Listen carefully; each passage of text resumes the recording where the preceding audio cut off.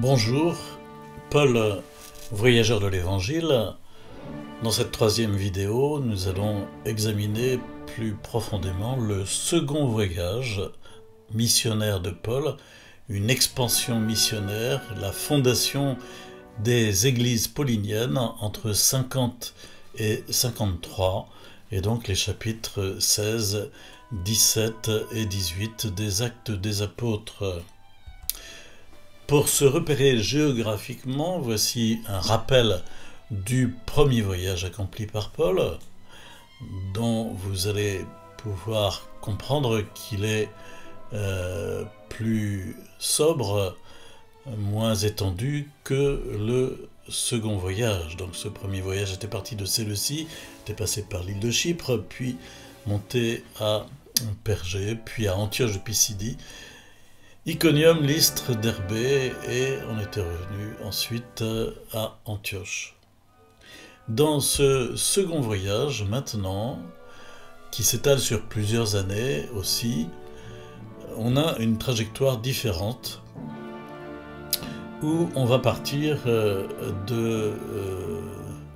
d'Antioche à nouveau, on va passer par Tarse, puis Derbée, Lystre, Iconium, Antioche de Pisidie, et alors après on va monter à Pessinonte en Phrygie, à Troas, puis traverser vers Néapolis, Philippe, et vous commencez à voir apparaître des noms que vous connaissez mieux: Thessalonique en 51, Bérée, puis Athènes, Corinthe en 51-53. Et voici qu'apparaît un nouveau repère, c'est celui des lettres écrites par Paul, ici depuis Corinthe, donc la première et deuxième lettre aux Thessaloniciens en 51-52. Cette présence des lettres pauliniennes sera plus évidente dans le prochain diaporama. Ici, dans ce second voyage, il y a seulement 2 lettres qui sont écrites, alors qu'il y en aura beaucoup plus dans le troisième voyage. Le retour va s'effectuer en bateau en passant par Éphèse et puis en allant carrément au port de Césarée. Puis après en allant à Tyr et en revenant à Antioche. C'est donc le grand voyage de fondation des communautés, dont Paul revendiquera la paternité. L'origine de ce voyage vient du désir de Paul de visiter les communautés fondées avec Barnabé lors du premier voyage, et ce beau désir va l'emmener beaucoup plus loin sous l'impulsion de l'Esprit. Tout d'abord, impossible de s'entendre avec Barnabé, qui part de son côté vers Chypre avec Jean-Marc, tandis que Paul s'adjoint Silas ou Sylvain, et part vers Derbée, Lystre, Iconium et Antioche de Pisidie. À partir de là, Paul voulait sûrement atteindre la grande ville d'Éphèse, mais le Saint-Esprit prend le voyage en main, comme nous pouvons le lire dans les Actes des Apôtres, chapitre 16, versets 6 à 10. L'Esprit Saint ne leur permit pas d'annoncer la parole en Asie. Et voilà donc qu'ils traversent la Phrygie, c'est une partie de la Galatie. Quand ils arrivent en Mysie, ils veulent faire marche vers la Bithynie, mais l'Esprit de Jésus ne leur permet pas, à nouveau, cette mention. Ils traversent donc la Mysie et arrivent à Troas. Là, de nuit, Paul a une vision, un Macédonien se tient devant lui et lui présente une supplique: « Passe en Macédoine, viens à notre secours ». À la suite de cette vision de Paul, nous cherchons à partir au plus tôt pour la Macédoine, persuadés que Dieu nous appelle à les évangéliser. Dans les Actes, c'est le seul voyage pour lequel l'Esprit Saint agit directement sur l'itinéraire. L'enjeu était de taille. Toutes les communautés pauliniennes que nous connaissons par les lettres sont fondées à partir de ce voyage. Reprenons la carte et nous allons donc monter au nord jusqu'à Pessinonte. Vous voyez c'est encadré. Vous pourrez vous repérer, la carte va revenir régulièrement et vous pouvez vous repérer par les cadres qui vous montrent l'endroit où l'on se situe maintenant, donc en Phrygie, Pessinonte ou en Syre. Il est très probable que la lettre aux Galates fut adressée à des églises de cette région que Paul visita, contraint par l'Esprit Saint. Quelle fut cette contrainte? Probablement une maladie. Galates chapitre 4 verset 13, vous savez comment j'étais malade tout au début, quand je vous ai évangélisé. Mon état de santé était pour vous une épreuve, mais vous ne m'avez pas pour autant méprisé ou montré du dégoût. Au contraire, vous m'avez reçu comme un ange de Dieu, comme le Christ Jésus. En effet, Paul n'avait aucune raison de se rendre dans cette région assez reculée et surtout peuplée par des Celtes bien éloignés de lui du point de vue culturel. Sans point d'accroche particulier pour l'évangélisation, il n'y avait sans doute aucune communauté juive. Sa prédication ardente dans la puissance de l'Esprit Saint, opérant des miracles, comme il est dit dans la lettre aux Galates, mais sûrement aussi son infirmité, donnèrent l'occasion aux Galates d'exercer envers lui l'hospitalité, comme il est dit en Galates chapitre 4. Nous reprenons à partir de la carte une vision géographique pour se rendre à Troas. Troas, à 20 km au sud de l'antique Troie, une colonie romaine qui est l'un des principaux ports de la Mysie, tourné vers la Grèce. C'est là que Luc situe une nouvelle intervention décisive de l'Esprit Saint dans l'œuvre missionnaire de Paul par le biais d'une vision. Passe en Macédoine, viens à notre secours. Effectivement, pour la première fois, Paul va passer en Europe. Il reviendra plusieurs fois à Troas à cause de son emplacement stratégique, point de passage entre l'Asie et l'Europe. Une maigre consolation pour les prédicateurs, nous apprenons que même les homélies de Paul pouvaient être trop longues et soporifiques, puisque lors d'une prédication qui s'éternisait au cours du troisième voyage, un jeune homme qui s'endormit passa par la fenêtre et tomba mort. Heureusement, la charité de Paul le releva et on put continuer l'Eucharistie. Actes chapitre 20, verset 9. Ça se passait donc à Troas. Nous reprenons la carte pour voir que, donc, en passant d'Asie en Europe, voici que Paul va arriver à Philippe. Philippe, petite ville avec une population de culture grecque et latine. Philippe se situe sur l'une des plus grandes voies romaines de l'Empire, la Via Egnatia, qui conduit jusqu'à Rome, qui sera l'ultime étape de la mission de Paul. Il sera très attaché à cette communauté de Philippe qui commença petitement, au bord d'une rivière, avec quelques femmes, Lydie, Évodie et Syntyché, qui seront des collaboratrices précieuses de Paul, exerçant des responsabilités importantes dans la première communauté chrétienne. On en a mention dans la lettre aux Philippiens, chapitre 4.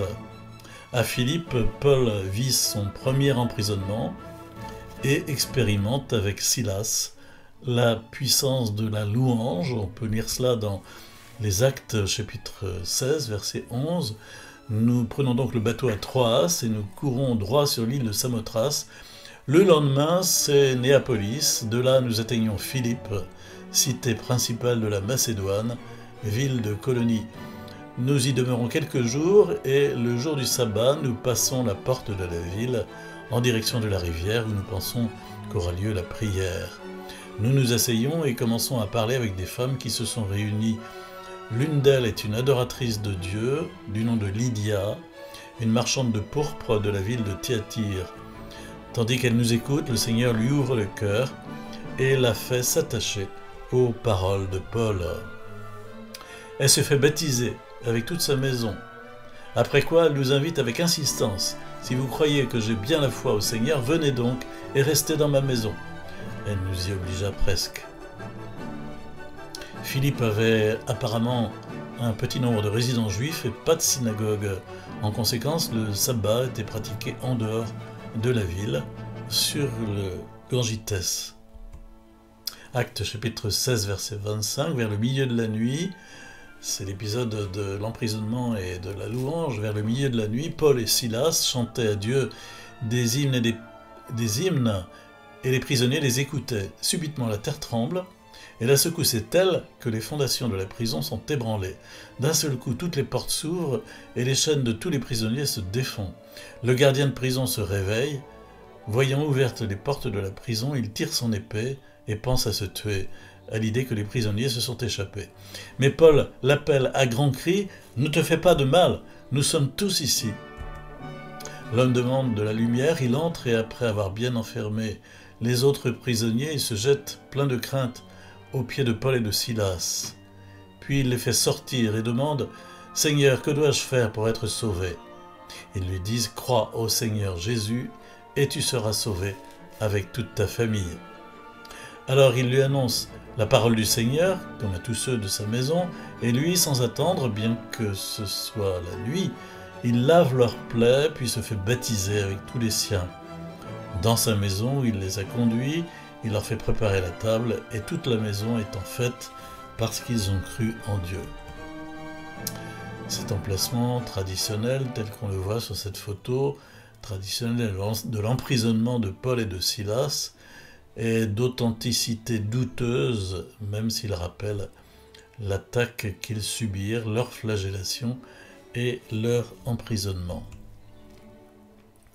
Reprenons la route en regardant la carte de Philippe.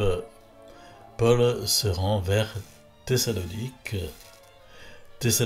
capitale de la province de la Macédoine, bâtie en amphithéâtre sur une magnifique rade.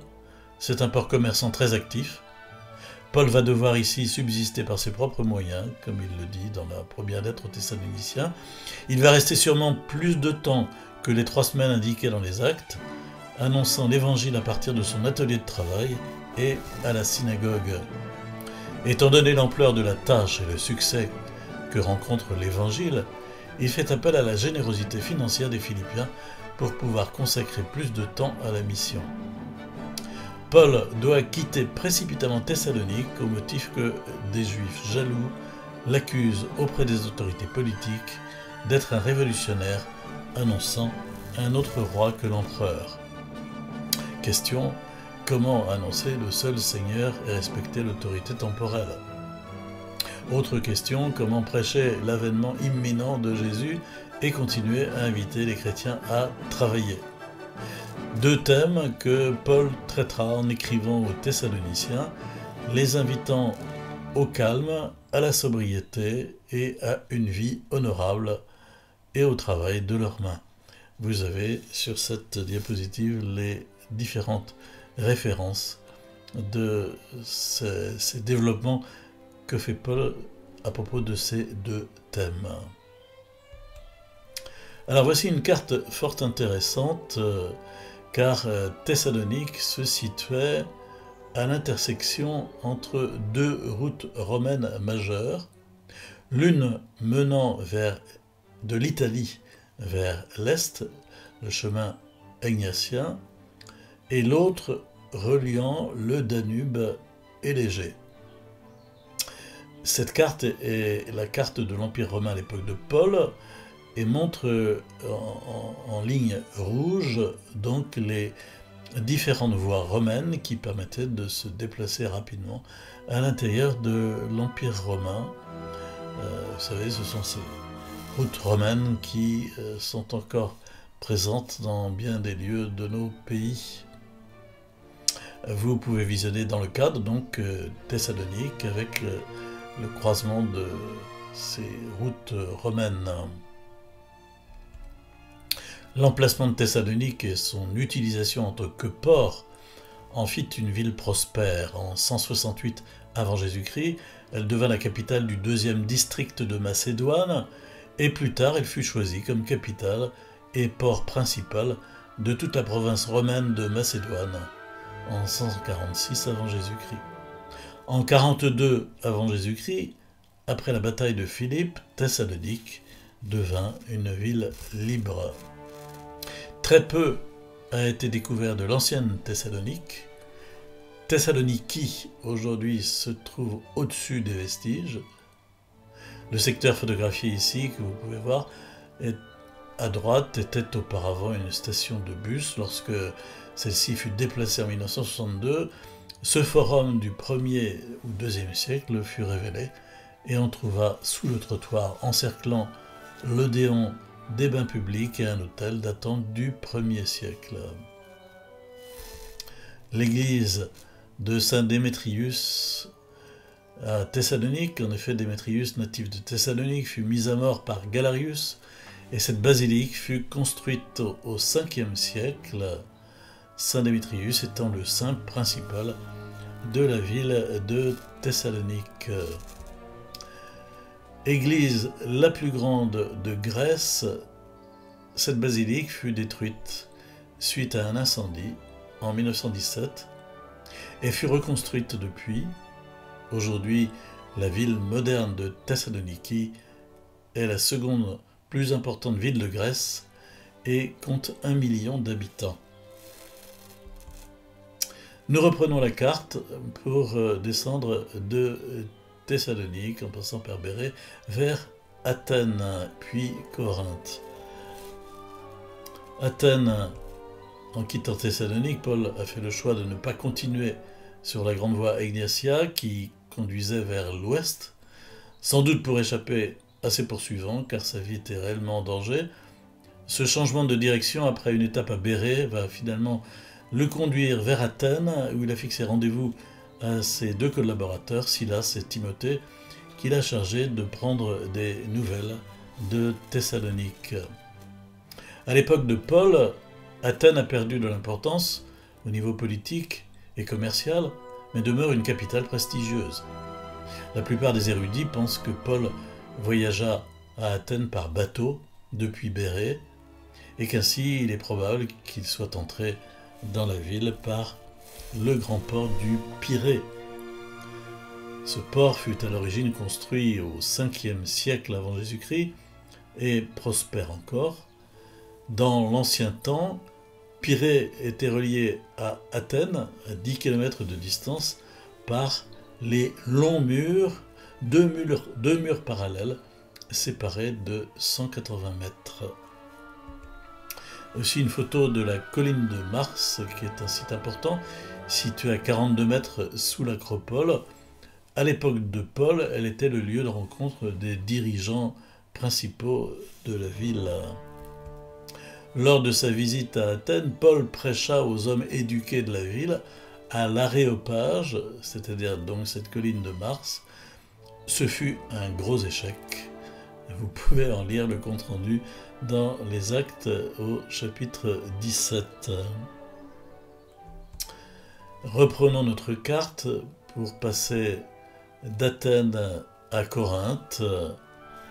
Corinthe, après son expérience d'Athènes, donc Paul comprend que la puissance de la prédication chrétienne ne se fonde pas sur la sagesse humaine, mais sur la sagesse de la croix, et c'est ce qu'il annonce à Corinthe. Capitale de l'Achaïe, supplantant dans bien des domaines Athènes, Corinthe est une ville opulente et cosmopolite, un carrefour commercial à cause de sa situation exceptionnelle et ouverte sur 2 mers, foisonnante aussi du point de vue religieux, dominée par l'Acro-Corinthe et son temple dédié à Aphrodite. Corinthe est l'aboutissement de ce grand voyage de Paul. Il s'y installe 18 mois chez Priscille et Aquila, un couple chrétien ayant fui Rome suite à l'édit de Claude. Il va travailler avec eux et fonder une communauté dynamique, vivante à l'image de la ville, mais qui sera aussi bien difficile à cadrer. C'est de Corinthe que Paul écrit en 51 sa toute première lettre aux Thessaloniciens, puis la seconde. C'est le premier écrit du Nouveau Testament, 51.